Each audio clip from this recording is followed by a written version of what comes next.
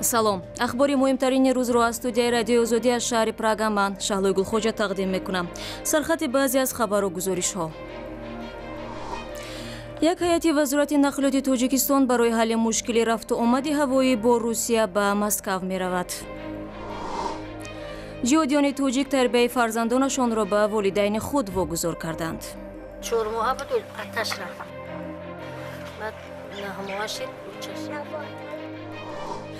ва қиссаи пирамарди тоҷик ки дар асорати қочоқчиён ба гадоӣ дар Қазоқистон маҷбур будааст.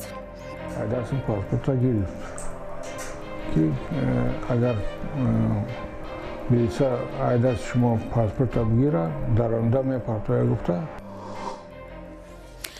ва ҳоло тафсири хабарҳо. ба хотири ҳалли мушкилоти парвозҳои ҳавоӣ миёни Тоҷикистону Русия як ҳайат аз душанбе ба Москав меравад. сӯи тафоҳум миёни вазорати нақлиёти ин ду кишвар бо фаъол шудани фурудгоҳи нав дар Русия ба вуҷуд омад. Русия пӯфишорӣ дорад ки Тоҷикистон ба қабули ҳавопаймоҳо аз ин фурудгоҳ ба шаҳрҳояш иҷозат бидиҳад вагарна парвозҳоро мутаваққиф мекунад. Тоҷикистон дар навбати худ мегӯяд ин масъала бояд дар алоҳидагӣ баррасӣ шавад. тафсилоти бештарро Мардони Муҳаммад рӯйдаст дорад. طبق اطلاع وزارت نقلیات تاجیکستان امروز هیئت این وزارت برای مذاکرات با همتایان روسی خود وارد مسکو شدند. در نظر است امروز و فردا هیئت‌های تاجیکستان و روسیه مسئله تنظیم پروازها میان شهرهای این دو کشورها بررسی کنند.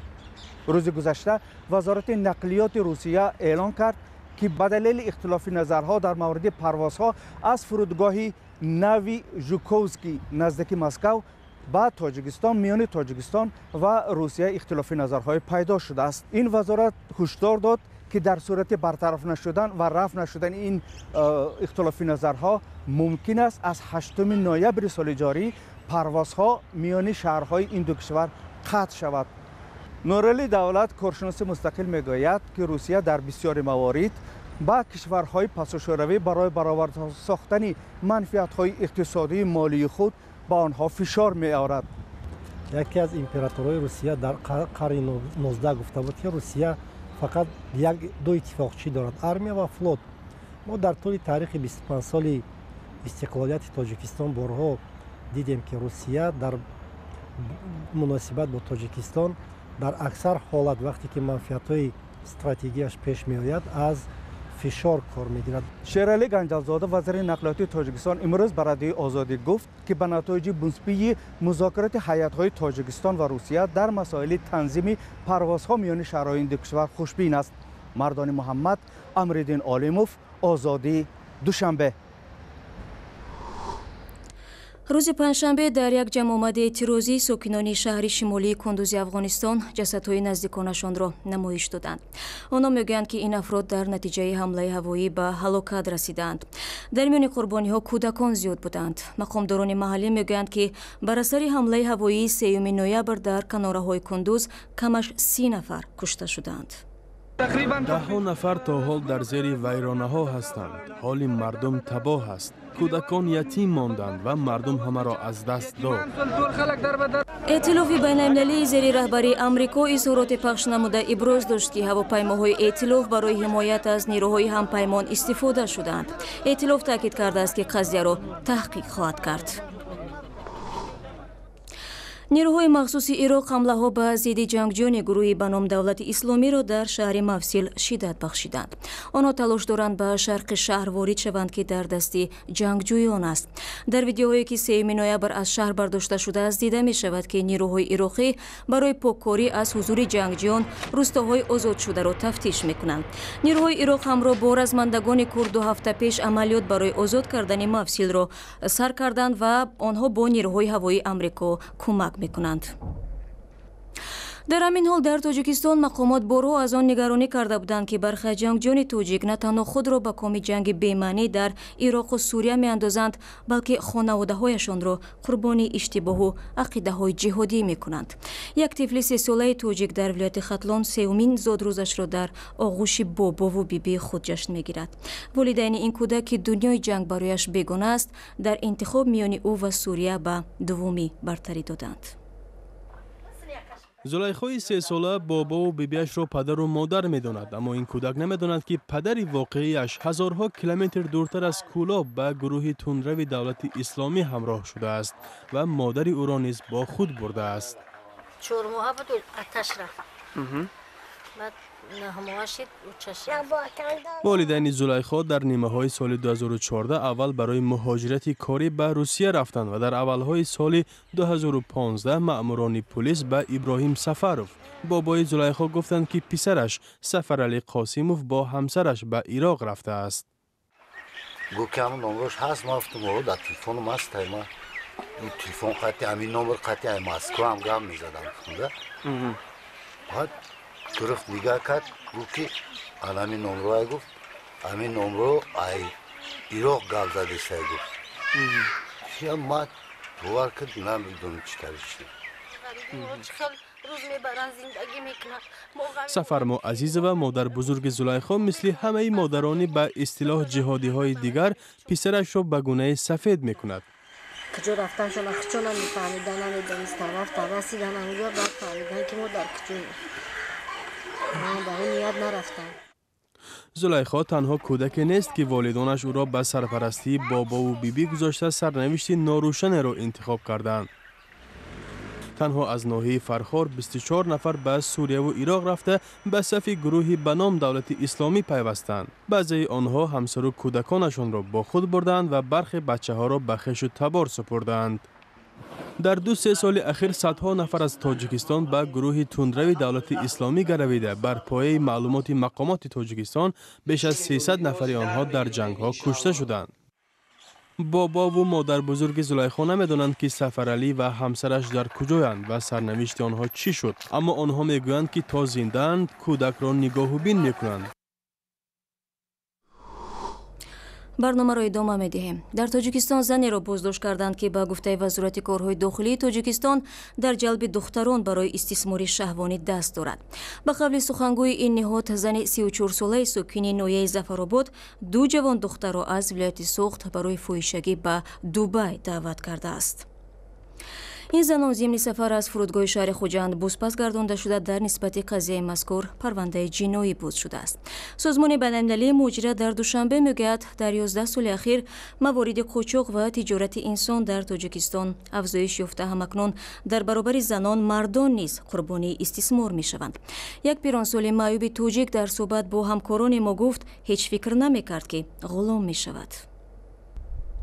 Даминҷон Эргашев, сокини 64-солаи хонаи Пиронсолон дар ноҳияи Бохтар, рӯзҳои пурдарду боҳасратро пушти сар мекунад. На ба хотире ки шароит дар ин ҷо барояш носозгор аст ва на барои он ҳам ки фарзандон суроғаш намекунанд. Шерҷам гирифтан ки 20 сол ширтам гӯдакошу надидай барои мо гапа мегира гуфта пеши гӯдакот мебарем гуфтанда ман михел боварӣ кардам ки пеши гӯдакон мебара. соли 2013 ин мард дар кӯчаҳои Алмато рӯз то шаб гадоӣ мекард. ба ин шаҳр ӯро як шиносоии тасодуфӣ бо марду зане дар хонаи пиронсолони Турсунзода овард. Шиносҳои нав бо ваъдаи нахуст муолиҷаи пирамард дар Қазоқистон барояш шиносномаи хориҷӣ мегиранду ӯро ба фурудгоҳ мебаранд.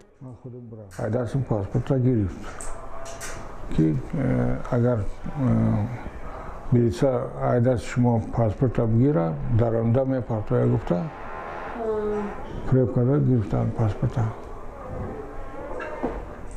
ин ниятон дигар буд ки инҷа гирифта натона. Шаҳр мебарам, мега ки таво анамиҷа бишинед, ӯ одама мебия пул мепартоя.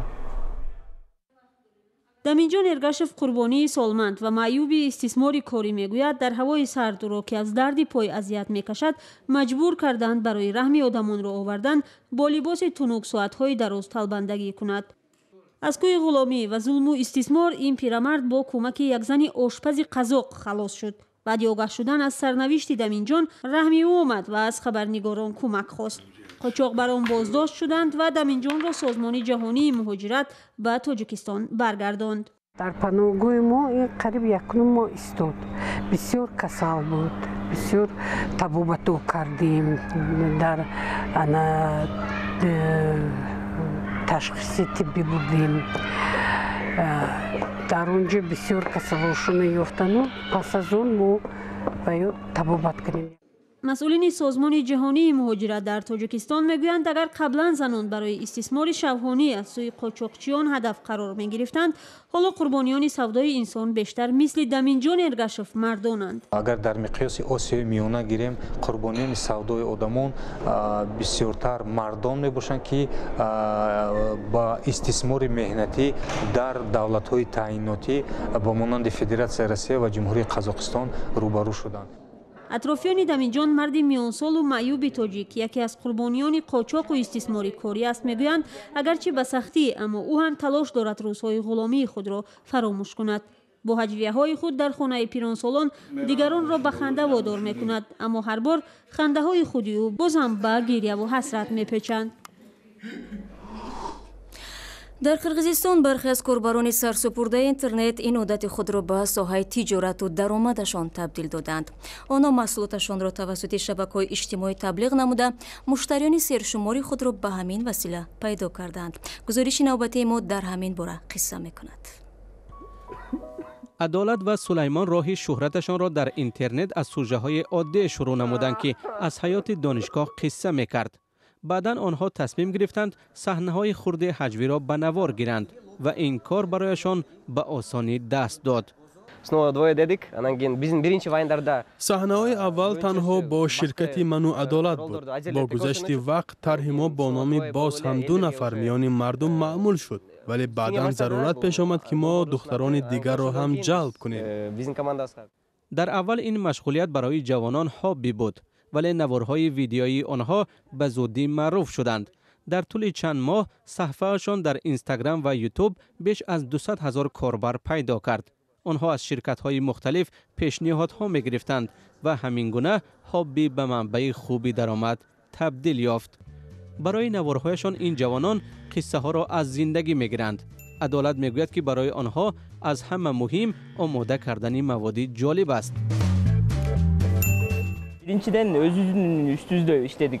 من مشورت میدادم که نخست باید ملکه‌های خود را رشد داد، خود را ساخت و تنها بعد درباره پول فکر کرد. سلطنت رجبова مادر 3 فرزند نیز امکانات اینستاگرام را خیلی خوب درک کرده است. او برای کودکان لباس می‌دوزد و عکس‌های محصول کارش را در شبکه‌های اجتماعی می‌گذارد. صحیفه خود را باز کردم و آن چیزی را که در وقت‌های خالگی هم می‌داشتم روی صحیفه هم گذاشتم. حالا با یک مغازه قرارداد دارم، تنها برای آنها می‌دوزم. برای به دیگران دوختن وقتم نمی‌رسد. همینش هم کفایه است.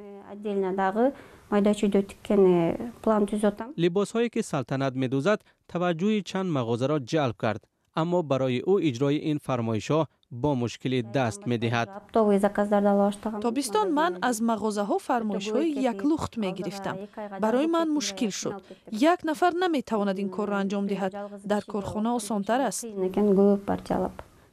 اخیراً سلطنت برند خود را تأسیس داد و حالا جداً در فکر توسعه تجارتش است. و مردم تاجیکستان را دیروز تندباد و خاکباریش شدید غافلگیر نمود. سبب اصلی خاکباریش وابسته به سردی بود است که از طرف روسیه و اورال آمده منطقه جنوب و نواحی تابع پایتخت تاجیکستان و شمال افغانستان را فرا گرفته است. اگر در دوشنبه و ولایت ختلان خاکباریش چنگ و غبار و برگ و خزان زیاد باقی گذاشت، در خوجند شمال و بارشات شدید به ساکنان خسارات مالی رساند.